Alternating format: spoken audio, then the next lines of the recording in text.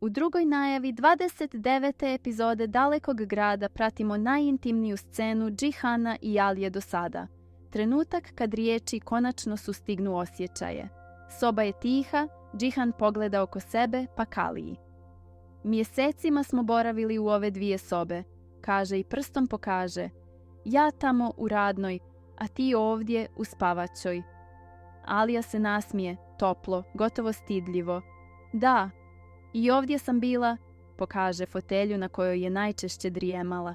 Svi se sjećamo da je naš aga svaki put kad ugleda aginicu tako brižan bio, svaki put bi je pokrio. U zraku lagana trema, poslije toliko potiskivanja, oboje znaju da su priznali ono što je raslo u tišini. Džihan spusti glas. Vala, neću lagati. Po prvi put osjećam kao da smo stvarno sami, zar ne? I ja to isto osjećam, odgovori Alija, uzbuđena što se napokon čuju bez prepreka. On je gleda duboko, meko, s puno ljubavi. Volio bih da nije tako teško dodirnuti te. Alija na tren zanijemi, zbunjena i dirnuta, pa se nasmije preko daha. Šta je kod nas bilo lahko? Džihan klimne, priznaje tiho da je u pravu. Alija nastavi, pogledom mu miluje lice. Ali, zapravo, znaš li? I meni je bilo baš kao tebi 5 sekundi. Kako? Upita on, iznenađen. Kad sam te prvi put vidjela, nešto se u meni desilo, nešto je počelo.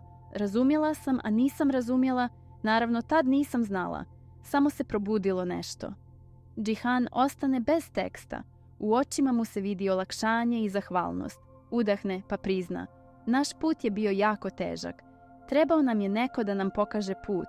Ali mi smo se veoma dobro snašli. Alija mu uzvrati pogledom. Zar ne? Ali još uvijek imamo dug put pred sobom. Da će Bog, kaže on, gledajući je ravno u oči. Zatim zastane kao dječak što traži potvrdu. Mi zajedno smo. Aham, klimne ona, široko se osmijehujući.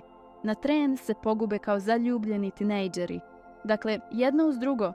Taj put me više ne plaši, kaže Džihan. Alija ne skida osmijeh. Svaka njegova riječ sjeda kao zavjet. Ali imam jedan strah. Nastavi on, ton mu postane ozbiljniji. Alija uozbilji lice, sluša. Strah da te ne izgubim. Ne dozvoli mi da se izgubim. Ona nježno klimne, pogledom obećava, neću. Džihan podigne ruku, dlanom dotakne njen obraz, spor, siguran pokret, pun nježnosti i ljubavi.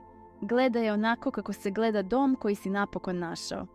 To je taj trenutak, tišina koja govori glasnije od riječi i dvoje ljudi koji biraju jedno drugo, uprkos svemu. Ako vam se svidio ovaj video, pretplatite se na moje turske serije, uključite zvonce i pišite u komentarima kuda vodi ovaj zavjet i može li ljubav izdržati sve što dolazi.